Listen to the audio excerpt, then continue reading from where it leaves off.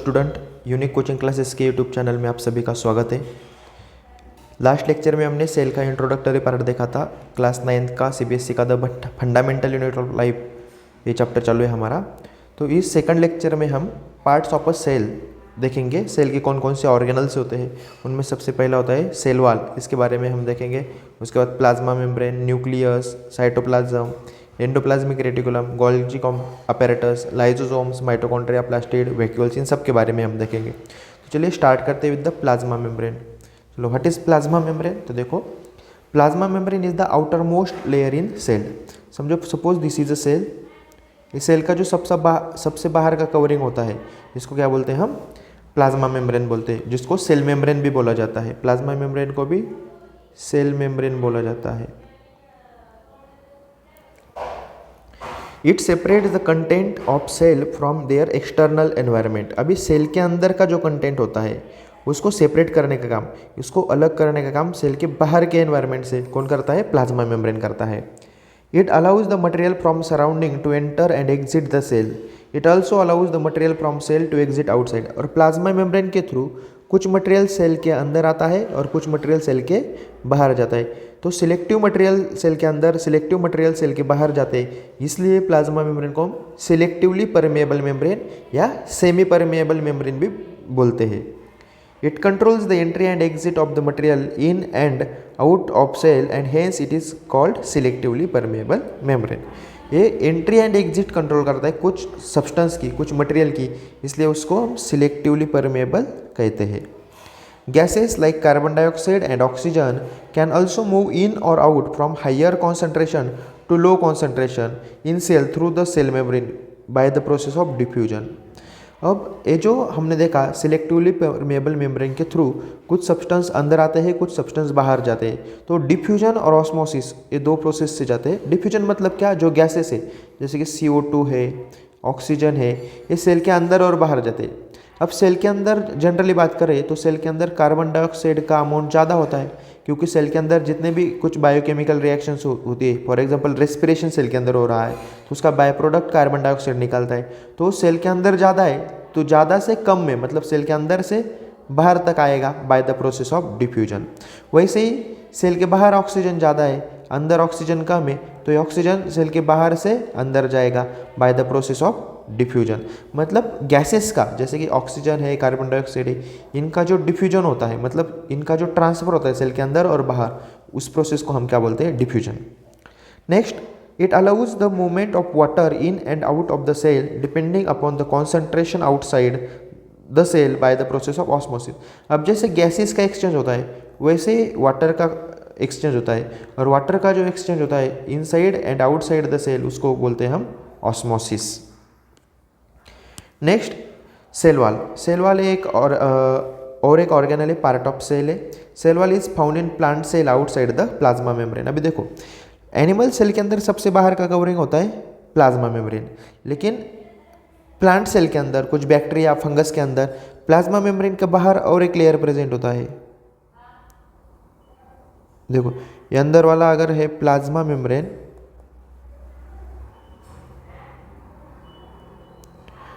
तो animal cell के अंदर जो प्लाज्मा मेम्ब्रेन होता है, उसके बाहर एक, मतलब प्लांट सेल के अंदर प्लाज्मा मेम्ब्रेन के बाहर और एक ऑर्गेनल होता है, जिसको हम बोलते हैं cell wall. It is rigid covering made up of cellulose which is a complex substance providing structural support to the plant. अब ये जो सेल वॉल होती है, ये किससे बनी हुई होती है? सेलुलोज से। सेलुलोज एक कार्बोहाइड्रेट का फॉर्म है जो प्लांट को रिजिडिटी प्रोवाइड करता है, स्ट्रक्चरल सपोर्ट प्रोवाइड करता है। मतलब प्लांट की जो स्ट्रेंथ होती है वो सेलुलोज की वजह से होती है। The content of the cell wall contract during loss of water in plant cell by the process of osmosis. अब सेल वॉल के अंदर जो भी मटेरियल है वो कॉन्ट्रैक्ट होता है ड्यूरिंग द ऑस्मोसिस, मतलब जैसे ही सेल के अंदर से पानी बाहर जाएगा, तो ये जो मटेरियल है वो ऐसा कॉन्ट्रैक्ट हो जाएगा पूरा। Due to presence of cell wall, plant cell can withstand greater changes in the surrounding media due to the exertion of equal pressure to the cell when it swells up by taking up water through osmosis by hypotonic media। अभी देखो, cell के changing environment में अगर cell का environment cell के surrounding का change भी होता है तो सेल उधर विथस्टैंड कर पाती है, जिंदा रह पाती है। क्यों? क्योंकि सेल वॉल उसको प्रेजेंट है और सेल वॉल जो है वो अंदर वाले मटेरियल को सपोर्ट करता है। और सेल वॉल का क्या काम है? जब सेल के अंदर पानी जाएगा तो सेल स्वेलअप होगी, तो उस स्वेलअप के अंदर सेल बर्स्ट ना हो, फुट ना पाए, ये भी काम कौन करता है? सेल वॉल करता है। उसके बाद है next organelles is the cytoplasm. A thick solution composed of water, salts and protein that fills cell is called as the cytoplasm. अभी देखो ये सेल है, ये सेल के अंदर इधर ऐसा थिक लिक्विड होता है, ये पूरे पार्ट में एक लिक्विड प्रेजेंट होता है अंदर में, इसको हम बोलते हैं cytoplasm. It is surrounded by cell membrane, और साइटोप्लाज्म जो होता है वो सेल मेम्ब्रेन से सराउंडिंग होता है, मतलब उसके सराउंडिंग में सेल, जो प्लाज्मा मेम्ब्रेन होता है साइटोप्लाज्म को सराउंड करता है। The nucleus of the cell is surrounded by the cytoplasm, और इस सेल के अंदर जो न्यूक्लियस होता है, for example this is nucleus, ये न्यूक्लियस के सराउंडिंग में क्या होता है? पूरा साइटोप्लाज्म होता है। मतलब प्लाज्मा मेम्ब्रेन, सेल मेम्ब्रेन और न्यूक्लियस के बीच में पूरा ये जो लिक्विड पार्ट होता है उसको हम क्या बोलते हैं? साइटोप्लाज्म बोलते हैं। और जितने भी बायोकेमिकल रिएक्शंस होती है अपनी, उनमें से सबसे ज़्यादा रिएक्शन जो है वो साइटोप्लाज्म के अंदर होती है। उसके बाद है nucleus. The nucleus is a small round and membrane bound structure found in a cell. Cell के अंदर एक छोटा सा circular rounded membrane bound organelles found होता है जिसको हम बोलते हैं nucleus. The fluid inside the nucleus surrounded by nuclear membrane is called nucleoplasm. अभी ये न्यूक्लियस को अगर हम ऐसे देखेंगे, ये न्यूक्लियस से समझो, ये न्यूक्लियस भी डबल मेम्ब्रेन होता है जिसको न्यूक्लियर मेम्ब्रेन हम बोलते हैं इस प्रकार से, और इसके अंदर जो लिक्विड पार्ट होता है, लिक्विड फ्लूइड पार्ट, उसको बोलते हैं हम न्यूक्लियोप्लाज्म। न्यूक्लियोप्लाज्म होता है, जैसे साइटोप्लाज्म होता है सेल के अंदर लिक्विड पार्ट, वैसे न्यूक्लियस के अंदर जो न्यूक्लियस लिक्विड पार्ट होता है उसको हम न्यूक्लियोप्लाज्म बोलते हैं। It control cell's growth and reproduction because it contains cell's hereditary information. अब जैसे हमारे बॉडी का ब्रेन होता है, हमारे बॉडी का सभी फंक्शंस ब्रेन कंट्रोल करता है, वैसे सेल के सभी फंक्शंस, जैसे कि सेल का ग्रोथ हो, सेल का रिप्रोडक्शन मतलब सेल डिवीजन हो, ये सब न्यूक्लियस कंट्रोल करता है। अब न्यूक्लियस ही क्यों करता है? क्योंकि न्यूक्लियस के अंदर हेरिडिटरी इन्फॉर्मेशन होती है इन the form of chromosome. Nucleus के अंदर जो क्रोमोजोम होते हैं उनके ऊपर हेरिडिटरी इन्फॉर्मेशन होती है, प्रोटीन बनाने के लिए, रिप्रोडक्शन के लिए जो इन्फॉर्मेशन चाहिए वो। It is covered by dual layer called nuclear membrane, और न्यूक्लियस जो होता है वो डबल लेयर से कवर होता है जिसको हम न्यूक्लियर मेम्ब्रेन बोलते हैं। The nuclear membrane contains pores due to which materials can travel both inside the nucleus from its outer surrounding that is cytoplasm. और ये जो न्यूक्लियर मेम्ब्रेन होता है उसको पोर्स मतलब इसके ऊपर छोटे छोटे छेद होते हैं, छोटे छोटे होल्स होते हैं प्लाज्मा मेम्ब्रेन के जैसे, जिसकी वजह से कुछ मटेरियल साइटोप्लाज्म से न्यूक्लियस के अंदर जाएगा, कुछ मटेरियल न्यूक्लियस से साइटोप्लाज्म के अंदर आएगा। उसके बाद the nucleus contain some thread like structure called chromatin. It exist during resting stage of cell. अभी देखो for example suppose this is a cell, इस सेल के न्यूक्लियस के अंदर समझो इस सेल का न्यूक्लियस है, इस न्यूक्लियस के अंदर ऐसे थ्रेड लाइक स्ट्रक्चर प्रेजेंट होता है जिसको हम बोलते हैं क्रोमेटिन। ये जो थ्रेड लाइक स्ट्रक्चर ये होता है क्रोमेटिन। अब एक क्रोमेटिन ऐसे थ्रेड लाइक कंडीशन में कब होता है? जब सेल रेस्टिंग स्टेज में है, मतलब सेल का रिप्रोडक्शन नहीं होता है, तब सेल ऐसे थ्रेड लाइक कंडीशन में होता है, उसके अंदर जो क्रोमोसोम होता है वो। The chromatin contains DNA, RNA and proteins. अभी क्रोमेटिन फाइबर जो होता है, ये जो क्रोमेटिन है वो किससे बना हुआ होता है? क्या क्या होता है उसके अंदर? इसके अंदर होता है DNA, RNA and protein. The nucleus contains some rod shape structure in a cell that contains hereditary information, they are called as chromosome. अब यही जो है क्रोमेटिन सेल डिवीजन जब करने लगेगी वो ऐसा रॉड लाइक हो जाता है जिसको हम बोलते हैं chromosome. They are form when the chromatin condense together when the cell is about to divide. अब एक क्रोमेटिन से ये जो क्रोमोजोम फॉर्म होते हैं वो कब होते हैं? जब सेल को डिवाइड होना है। Chromosome contain DNA and nuclear protein. Chromosomes के अंदर डीएनए और न्यूक्लियर प्रोटीन होता है। They contain the hereditary information for inheritance of feature from parent to offspring as a DNA. और न्यूक्लियस के अंदर, क्रोमोजोम्स के अंदर हेरिडिटरी इन्फॉर्मेशन होता है जो इनहेरिटेंस के लिए काम आती है। इनहेरिटेंस मतलब क्या? अपने पेरेंट से कुछ कैरेक्टर्स नेक्स्ट जनरेशन में आ जाते हैं, ऑफस्प्रिंग मतलब नेक्स्ट जनरेशन में आ जाते हैं, वो इन्फॉर्मेशन होता है क्रोमोजोम के अंदर। The DNA molecules contain information for construction and organisation of the cell. अबे सेल के अंदर जो इन्फॉर्मेशन होता है सेल के ऑर्गेनाइजेशन का, सेल का ऑर्गेनाइजेशन कैसा होगा, ये सब इन्फॉर्मेशन डीएनए के पास होता है। Genes are the functional segment of the DNA. Suppose this is the DNA, इसके ऊपर ये एक सेगमेंट है, ये इन्फॉर्मेशन कैरी करेगा समझो प्रोटीन सिंथेसिस का। ये एक सेगमेंट है, ये इन्फॉर्मेशन करेगा समझो कैरी अपने बॉडी ग्रोथ का। तो हर एक डीएनए का सेगमेंट, इसको क्या बोलते हैं हम, जीन बोलते हैं। Human body has 23 pairs of chromosome. A boy has 1 X chromosome and 1 Y chromosome, various girl has 2 X chromosome. अब ह्यूमन बॉडी के अंदर 23 पेयर्स ऑफ क्रोमोजोम होते हैं। 23 पेयर्स मतलब 46 क्रोमोजोम होते हैं। उनमें से 22 पेयर्स ऑटोजोम्स होते हैं और एक पेयर मतलब 2 क्रोमोजोम जो है वो सेक्स क्रोमोजोम होते हैं। 2 chromosomes are the sex chromosome.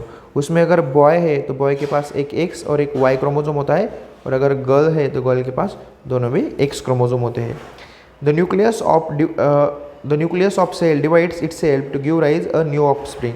अब जो न्यूक्लियस होता है वो सेल का वो डिवाइड होता है, एक न्यूक्लियस के 2 न्यूक्लियस बनते हैं और नया ऑफस्प्रिंग प्रोड्यूस होता है, जो जिसको हम गैमेट फॉर्मेशन का प्रोसेस बोलते हैं। Genes present in the chromosome decide hereditary character. अब हेरिडिटरी कैरेक्टर कौन डिसाइड करता है, मतलब बॉडी का कलर कैसे होगा, हेयर का शेप कैसा होगा, ये सब जीन्स रिप्रेजेंट करते हैं, जो कि क्रोमोजोम्स के ऊपर डीएनए के ऊपर प्रेजेंट होते हैं। उसके बाद नेक्स्ट ऑर्गेनेल से एंडोप्लाज्मिक रेटिकुलम। अभी देखो, a large network of membranous sheet and tubes is called as the endoplasmic reticulum. ये देखो, ये न्यूक्लियस है, दिस इज द न्यूक्लियस, और न्यूक्लियस को ये जो बाउंड मेम्ब्रेन जैसा पार्ट है, मेम्ब्रेन जैसा पार्ट है, इसको बोलते हैं हम एंडोप्लाज्मिक रेटिकुलम, जो न्यूक्लियस से कनेक्ट होता है और इधर प्लाज्मा मेम्ब्रेन तक कनेक्ट रहता है। They are filled with fluid and carries material throughout the cell, due to which it is also called as transport system of the cell. Endoplasmic reticulum को transport system बोला जाता है, क्योंकि वो उसके अंदर एक फ्लूइड भरा हुआ होता है और वो मटेरियल का कैरी करने में काम करता है। फॉर एग्जांपल, कोई मटेरियल अगर न्यूक्लियस से बाहर निकल रहा है तो और उसको साइटोप्लाज्म के अंदर जाना है तो एंडोप्लाज्मिक के थ्रू ट्रांसपोर्ट होता है, इसलिए एंडोप्लाज्मिक रेटिकुलम को हम ट्रांसपोर्ट सिस्टम बोलते हैं सेल का। It transport material between the region of cytoplasm और बिटवीन साइटोप्लाज्म एंड न्यूक्लियस। देखो, मैंने जैसे बोला, इधर न्यूक्लियस को अटैच होता है और इधर साइटोप्लाज्म होता है, तो साइटोप्लाज्म से न्यूक्लियस के अंदर या न्यूक्लियस से साइटोप्लाज्म के अंदर जो मटेरियल जाएगा उसमें एंडोप्लाज्मिक रेटिकुलम भी हेल्प करता है। It also provide surface for some biochemical activities of the cell. अब एंडोप्लाज्मिक रेटिकुलम का जो मेम्ब्रेनस पार्ट है, ये सरफेस प्रोवाइड करता है, कुछ जो रिएक्शंस है बायोकेमिकल रिएक्शन वो कंप्लीट करने के लिए एंडोप्लाज्मिक रेटिकुलम में होते हैं वो reactions complete. It can be classified into 2 types. अब एंडोप्लाज्मिक रेटिकुलम जो है वो 2 टाइप का है, RER मतलब rough endoplasmic reticulum and SER मतलब स्मूथ एंडोप्लाज्मिक रेटिकुलम। देखो, तो रफ एंडोप्लाज्मिक रेटिकुलम किसे बोलेंगे हम, rough endoplasmic reticulum appears under microscope as it is lined with the ribosome. अभी समझो ये अगर एंडोप्लाज्मिक रेटिकुलम है,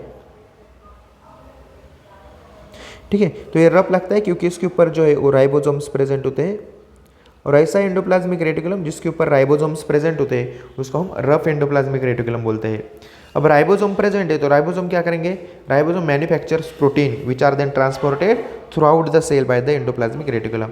अब एंडोप्लाज्मिक रेटिकुलम के ऊपर ये जो राइबोसोम्स प्रेजेंट है वो प्रोटीन सिंथेसिस का काम करते हैं। हमें पता है राइबोसोम क्या होता है, प्रोटीन फैक्ट्री होता है हमारे सेल का, और राइबोसोम से जो प्रोटीन बनेगा वो एंडोप्लाज्मिक रेटिकुलम से सेल के अंदर ट्रांसपोर्ट किया जाता है। उसके बाद है smooth endoplasmic reticulum appear smooth under the microscope due to absence of ribosome. अभी देखो, ये एंडोप्लाज्मिक रेटिकुलम है, इसके ऊपर कोई भी इस प्रकार का राइबोसोम्स प्रेजेंट नहीं है तो इसको स्मूथ एंडोप्लाज्मिक रेटिकुलम हम बोलते हैं। अब इसका काम क्या है स्मूथ एंडोप्लाज्मिक रेटिकुलम का, तो ये फैट मॉलिक्यूल्स और लिपिड को बनाने का काम करता है। It also manufactures fat molecules और lipid that are important for proper functioning of cell and detoxifies the poison present in the liver cell of vertebrates. अब ये स्मूथ एंडोप्लाज्मिक रेटिकुलम क्या है, फैट मॉलिक्यूल्स को बनाता है, लिपिड को बनाता है, और लिवर सेल के अंदर, अपने लिवर सेल के अंदर जो स्मूथ एंडोप्लाज्मिक रेटिकुलम होता है, smooth endoplasmic reticulum poisonous substance को डिटॉक्सिफाई करता है। जो भी पॉइजनस सब्सटेंस हमारे बॉडी के अंदर जाते हैं उसको डिटॉक्सिफाई करने का काम लिवर सेल्स करते हैं। लिवर सेल के अंदर जो स्मूथ एंडोप्लाज्मिक रेटिकुलम होता है वो काम परफॉर्म करता है। उसके बाद ये गोल्जी अपैरेटस, इसको गोल्जी कॉम्प्लेक्स भी बोला जाता है। The stack of flatten membranous vesicle are called as the Golgi apparatus. अब सेल के अंदर इस प्रकार के फ्लैट मेम्ब्रेन होते हैं, इस प्रकार के जो एक दूसरे के साथ कनेक्टेड नहीं होते।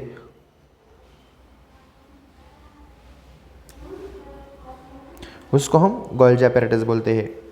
It is basically stores packs and modifies the product in vesicle. अब गोल्जी अपैरेटस का काम क्या है? फॉर एग्जांपल एक गोल्जी अपैरेटस के अंदर वेसिकल से तो ये जो भी कुछ प्रोडक्ट है, प्रोटीन है या कुछ हार्मोन बने, कुछ एंजाइम बने, उसको स्टोर्स करेंगे।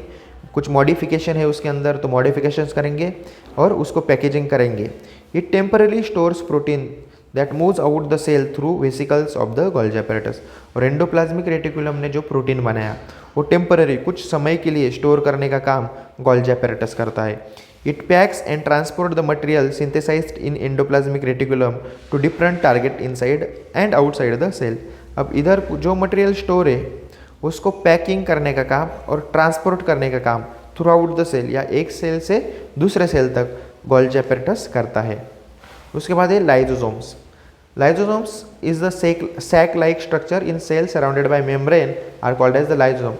Lysosome जो है sac-like थैली जैसा पार्ट है जो मेम्ब्रेन से बाउंड होता है।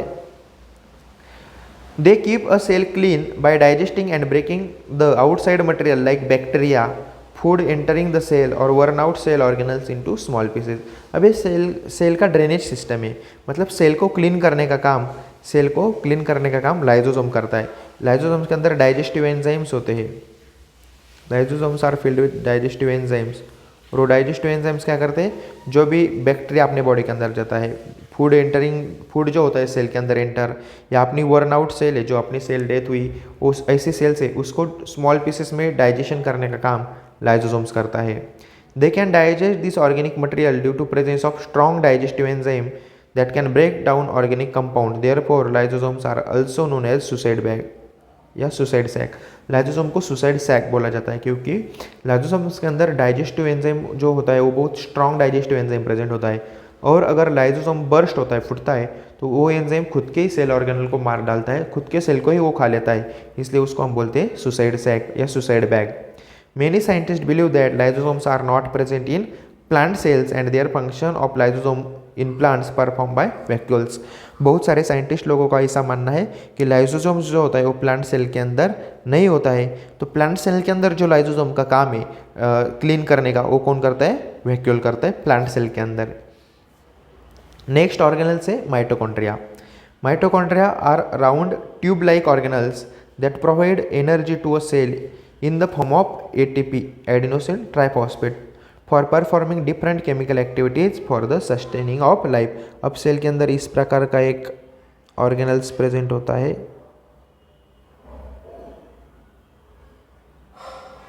जिसको हम माइटोकॉन्ड्रिया बोलते हैं। अब ये माइटोकॉन्ड्रिया जो है वो एनर्जी बनाने का काम करता है अपने बॉडी के अंदर। हमारा जो फूड जाता है सेल के अंदर, वो फूड को रेस्पिरेशन से जो ऑक्सीजन मिलता है उसके प्रेजेंस में ब्रेक डाउन करने का, ऑक्सीडेशन करने का काम माइटोकॉन्ड्रिया के अंदर होता है। इसलिए माइटोकॉन्ड्रिया को पावर हाउस ऑफ सेल कहा जाता है क्योंकि एनर्जी बनने का काम वहाँ पे होता है। और ये जो माइटोकॉन्ड्रिया है it is surrounded by the 2 membrane, जिसके 2 मेम्ब्रेन होते हैं, ये एक और ये दूसरा। The outer membrane is porous whereas the inner membrane has deep folds that provide large surface to perform chemical reaction required for the generation of ATP। अब ये आउटर मेम्ब्रेन जो होता है, this outer membrane is the porous, और ये जो inner membrane होता है इसको ऐसे फोल्ड्स होते हैं, इस फोल्ड को हम क्रिस्टे भी बोले जाते हैं, इस फोल्ड को सिस्टर्ने या क्रिस्टे बोला जाता है। The inner membrane is compartmentalized into various cristae, और ये जो इनर सरफेस है ऐसा फोल्डेड है, ज़्यादा सरफेस एरिया प्रोवाइड करता है बायोकेमिकल रिएक्शंस के लिए। द ग्राउंड सब्सटेंस और space enclosed by inner membrane is called as the matrix, और ये इनर मेम्ब्रेन के अंदर जो भी सरफेस प्रेजेंट है पूरा, इसको बोलते हैं हम मैट्रिक्स, इसको बोलते हैं हम मैट्रिक्स। द ग्राउंड सब्सटेंस और space enclosed by inner membrane is called as the matrix.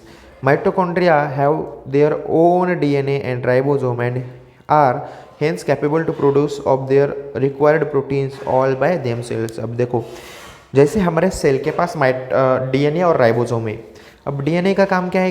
तो डीएनए के पास प्रोटीन बनाने का इन्फॉर्मेशन है, और राइबोसोम का काम क्या है? तो राइबोसोम प्रोटीन बनाता है। अभी वैसे ही डीएनए और राइबोसोम माइटोकॉन्ड्रिया के पास है। तो माइटोकॉन्ड्रिया को प्रोटीन बनाने के लिए, प्रोटीन के लिए सेल के ऊपर डिपेंड रहने की ज़रूरत नहीं है, क्योंकि उसके खुद के पास प्रोटीन बनाने का मशीनरी पूरा अवेलेबल है। राइबोसोम्स भी है, डीएनए भी है। तो राइबोसोम भी है और डीएनए भी है। इसकी वजह से माइटोकॉन्ड्रिया खुद क्या करेगा? प्रोटीन तैयार करेगा। उसके बाद है plastids. Plastid refer to double membrane bound organelle found in plant cell. अभी जो प्लास्टिड है वो प्लांट सेल के अंदर होता है, डबल मेम्ब्रेन बाउंड होता है। They are found in the cytoplasm. समझो अगर प्लांट सेल का सेल वाल है, इसके अंदर है प्लाज्मा मेम्ब्रेन है, और इसके अंदर ही न्यूक्लियस है, और ये जो है साइटोप्लाज्म। तो इधर प्लास्टिड्स हमें मिलते हैं इस प्रकार से। Plants make and store food in plastid. Plants जो खाना बनाते हैं, वो खाना बनाने का काम और वो स्टोर करने का काम कहाँ पे होता है? प्लास्टिड के अंदर। प्लास्टिड फूड स्टोर करने का काम करता है। जैसे एनिमल सेल के अंदर माइटोकॉन्ड्रिया के पास खुद का डीएनए और राइबोसोम से, वैसा प्लांट सेल के अंदर जो प्लास्टिड है उसके पास भी खुद का डीएनए और खुद का राइबोसोम है। और खुद का डीएनए और खुद का राइबोसोम है, इसका मतलब क्या? ये प्लास्टिड भी खुद का प्रोटीन खुद बनाएगा। अब प्लास्टिड्स जो होते हैं वो दो टाइप के प्लास्टिड प्रेजेंट होते हैं प्लांट के अंदर। एक होता है क्लोरोप्लास्ट, एक होता है leucoplast. Chloroplast are the plastid containing green pigment called chlorophyll. Chloroplast जो होता है वो ग्रीन कलर का होता है, क्योंकि उसके अंदर क्या होता है? क्लोरोफिल नाम का पिगमेंट होता है, और क्लोरोफिल ग्रीन कलर का होता है। They are necessary to carry the process of photosynthesis. और हमें पता है क्लोरोफिल का काम क्या है? लाइट एनर्जी को ऑब्जर्व करना, मतलब फोटोसिंथेसिस करना। तो क्लोरोफिल क्या करता है? फोटोसिंथेसिस करता है। जो क्लोरोप्लास्ट के अंदर जो क्लोरोफिल होता है वो फोटोसिंथेसिस परफॉर्म करने का काम करता है। Chloroplast also contain orange and yellow pigment. जैसे ग्रीन कलर का पिगमेंट होता है, वैसे ही ऑरेंज एंड येलो कलर का पिगमेंट भी क्लोरोप्लास्ट के अंदर होता है, लेकिन कम अमाउंट में होता है। Leucoplast stores starch, oil and protein granules. अभी देखो, पहला हुआ क्लोरोप्लास्ट, अभी है ल्यूकोप्लास्ट। ल्यूकोप्लास्ट जनरली कलरलेस होता है, उसका कोई कलर नहीं होता। उसका काम क्या है? स्टार्च जो बना है, मतलब फूड जो बना है प्लांट्स के अंदर, स्टार्च, ऑयल, प्रोटीन, उसके जो ग्रैन्यूल्स होते हैं वो स्टोर करने का काम ल्यूकोप्लास्ट करता है। Plastid have many membranes layer embedded in the surface called stroma. और ये प्लास्टिड के अंदर आप अगर देखोगे तो ऐसे बहुत सारे लेयर्स है जिसके अंदर, इसको हम बोलते हैं स्ट्रोमा। उसके बाद vacuoles in plant versus animal cell. अगला ऑर्गेनल से अपना सेल ऑर्गेनल वैक्यूल। अब प्लांट सेल में किस प्रकार का वैक्यूल होता है, एनिमल सेल में किस प्रकार का वैक्यूल होता है? तो देखो, vacuoles are fluid filled organelle surrounded by membrane. Vacuoles के अंदर फ्लूइड होता है प्रेजेंट, इसके अंदर लिक्विड पार्ट होता है, इसको एक मेम्ब्रेन भी होता है, मतलब मेम्ब्रेन बाउंड होता है। Animal cell have small sized vacuole whereas plant cell have large vacuoles. अभी देखो, एनिमल सेल के अंदर जो है वो स्मॉल साइज वैक्यूल होता है, और प्लांट सेल के अंदर एक ही लार्ज वैक्यूल होता है, बड़ा सेंट्रल वैक्यूल प्रोवाइड होता है। It provide turbidity and rigidity to plant cell. अब प्लांट सेल के अंदर जो लार्ज वैक्यूल होता है वो सेल को टर्बिडिटी प्रोवाइड करने का काम, रिजिडिटी प्रोवाइड करने का काम करता है। It act as storage sac of cells and stores food, water, sugar, mineral and waste product of the cell. अब ये जो वैक्यूल होता है, ये वैक्यूल स्टोरेज सैक जैसा एक्ट करता है। It act as the storage sac, क्योंकि वैक्यूल के अंदर जो भी प्लांट्स ने बनाया हुआ फूड है, वाटर है, शुगर है, मिनरल्स है, या प्लांट्स के कुछ वेस्ट प्रोडक्ट है, वो सब स्टोर करने का काम वैक्यूल्स के अंदर होता है, इसलिए उसको हम स्टोरेज सैक बोलते हैं। इसके बाद हमको प्रोकैरियोटिक सेल का और यूकैरियोटिक सेल का डिफरेंस बताया है। अभी प्रोकैरियोटिक सेल किसे बोलते हैं? प्रोकैरियोटिक का मीनिंग होता है प्रिमिटिव, मतलब सबसे पहले जो फॉर्म हुए सेल वो प्रोकैरियोटिक सेल थे, और यूकैरियोटिक मतलब एडवांस सेल है अभी। तो प्रोकैरियोटिक क्या होता है? तो प्रोकैरियोटिक के अंदर सभी न्यूक्लियर बाउंड ऑर्गेनल्स प्रेजेंट होते हैं। न्यूक्लियर मेम्ब्रेन एब्सेंट होता है, यूकैरियोटिक में न्यूक्लियर मेम्ब्रेन प्रेजेंट होता है। प्रोकैरियोटिक के अंदर membrane bound cell organelle absent होते हैं, यूकैरियोटिक के अंदर membrane bound cell organelle present होते हैं। प्रोकैरियोटिक के अंदर माइटोकॉन्ड्रिया नहीं होता है, यूकैरियोटिक के अंदर माइटोकॉन्ड्रिया प्रेजेंट होता है। गोल्जी apparatus भी प्रोकैरियोटिक के अंदर नहीं होता है, यूकैरियोटिक के अंदर वो प्रेजेंट होता है। इधर एब्सेंट हुआ है, प्रेजेंट होता है।